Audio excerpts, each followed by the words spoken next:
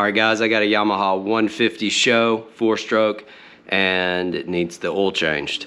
It's on a Skeeter TZX 190, but this process should be similar as long as you have a mid 2010s. I think this boat's a 2015, maybe a 2014.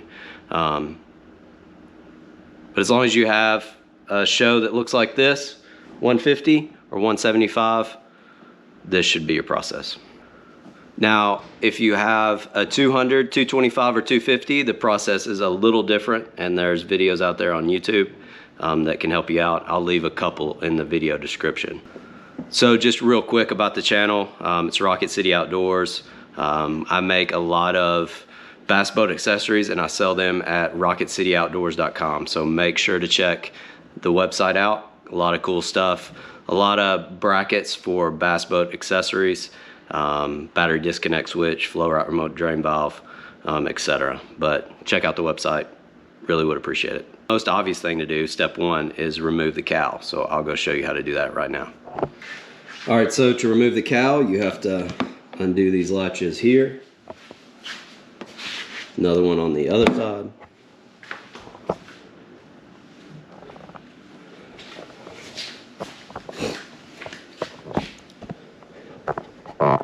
And then the last one on the front. Once you have the latches undone, you should just be able to kind of shake it, get it loose, and then pick it right up.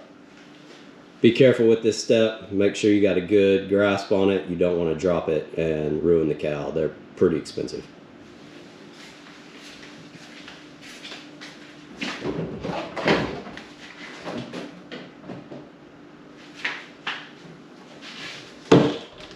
Alright, just to familiarize yourself with everything, this is the dipstick where you check your oil. This is on the right hand side.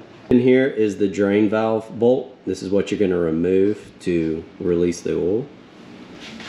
On the left hand side is your oil filter.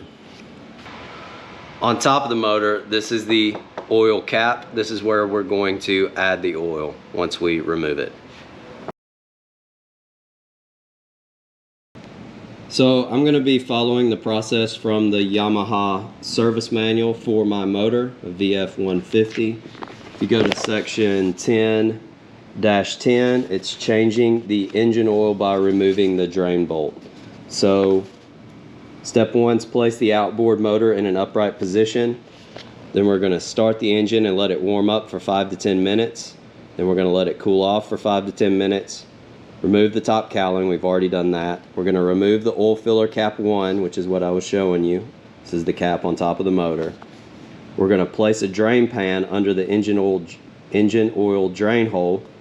We're going to remove that bolt just above the lower unit, let all the oil drain out completely.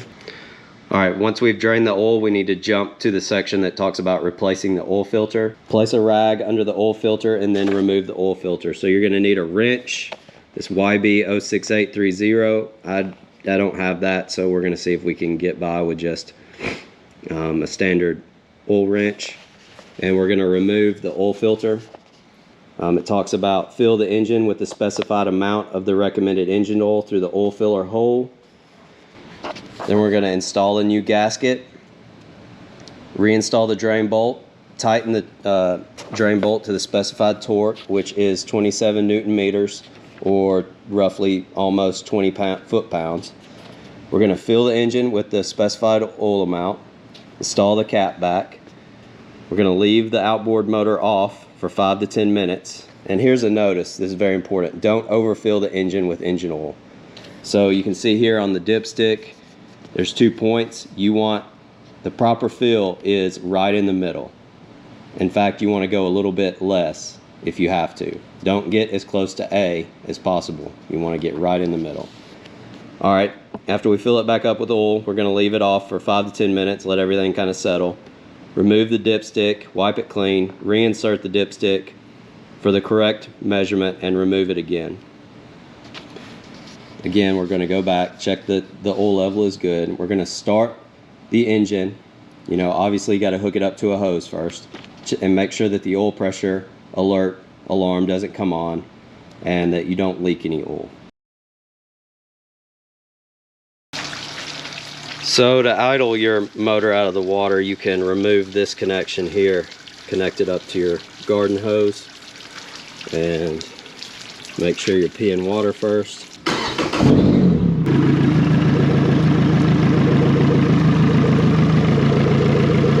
Alright, once you've let it run for 5 to 10 minutes, then let it sit, we're going to drain the oil. So we're going to remove the, or at least loosen for right now, the fill cap.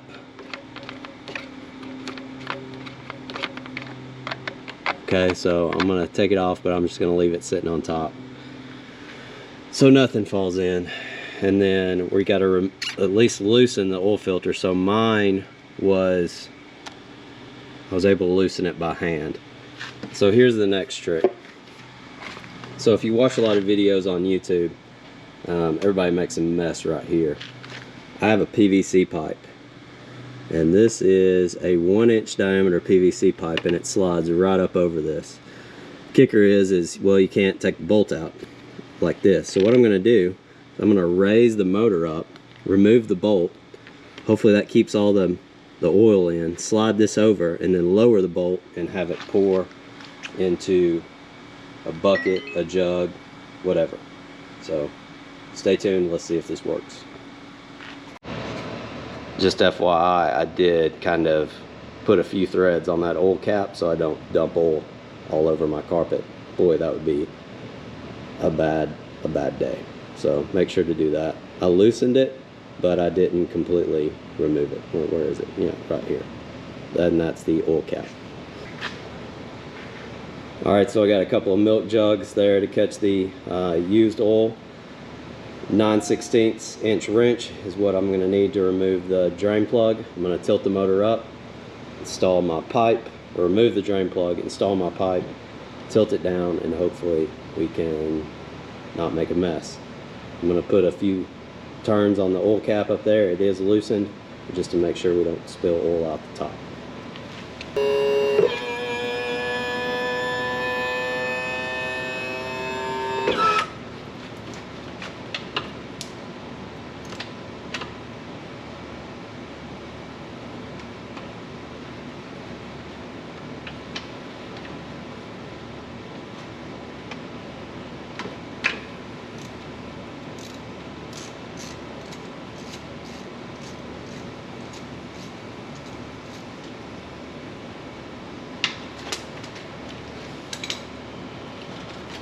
Got it removed. I'm going to slide my tube over. Put this here, hold all of it together. And there we go.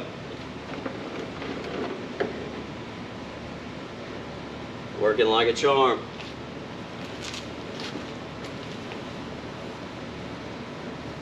Kicker is going to be transitioning and not making a mess. So,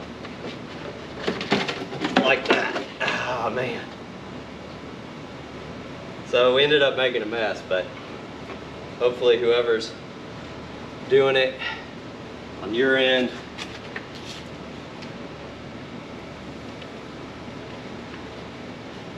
you can do better than me.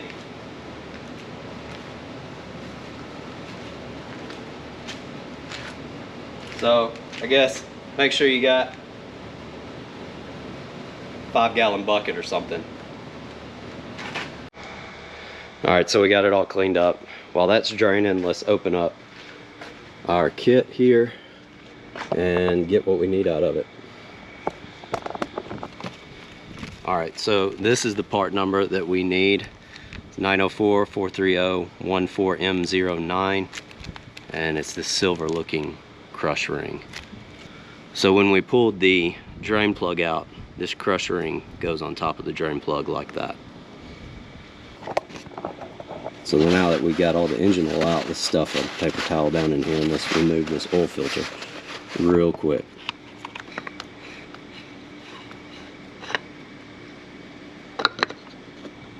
So you are going to spill a little oil when you do that, so just make sure you do it real quick.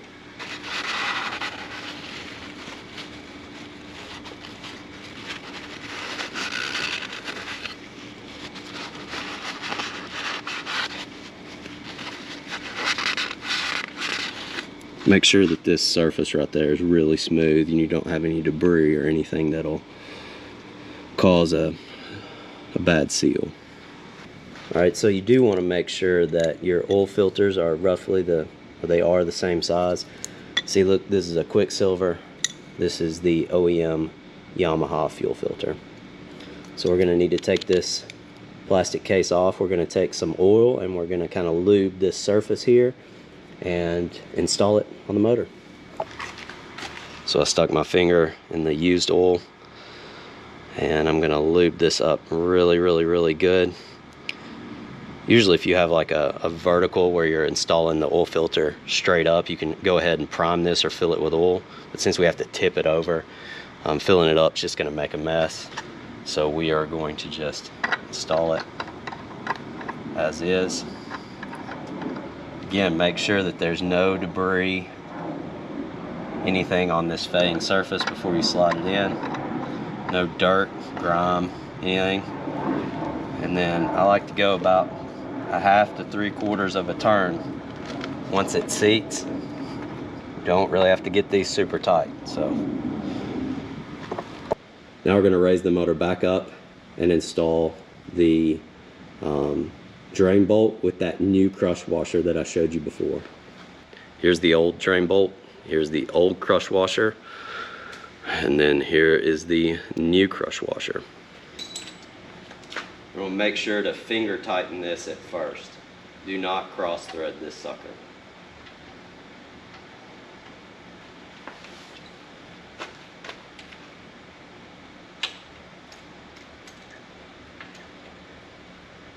Alright, now we're going to lower the motor back down and we're going to fill it up with oil.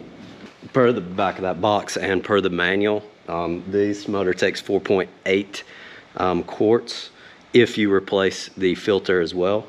So we have 5 quarts.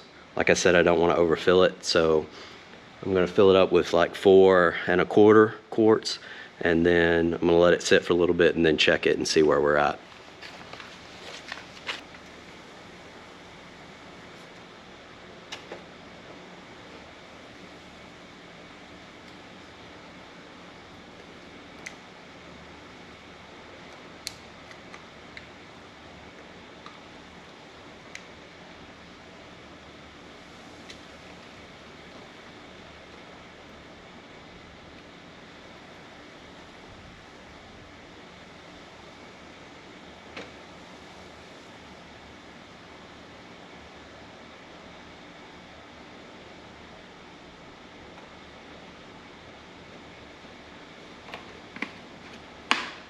So there's one.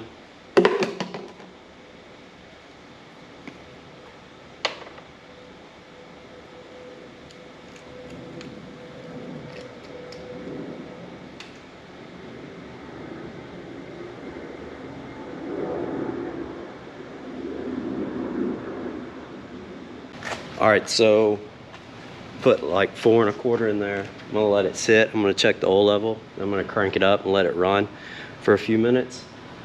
Check for leaks, and then turn it off and check the oil level, and then top it off if need be. And like I said before, we're going for like the midpoint on the dipstick between the 2 holes, between point A and B.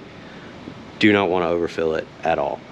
When you overfill it, the crankshaft can start slapping the oil because it's too high, and you can increase your crankcase pressures and cause issues. So don't overfill it. All right, so I just checked it and we're just shy of the midpoint, so I'm going to crank it up, let it mix, and check it for leaks. But before I do that, you know, I got to turn the water on.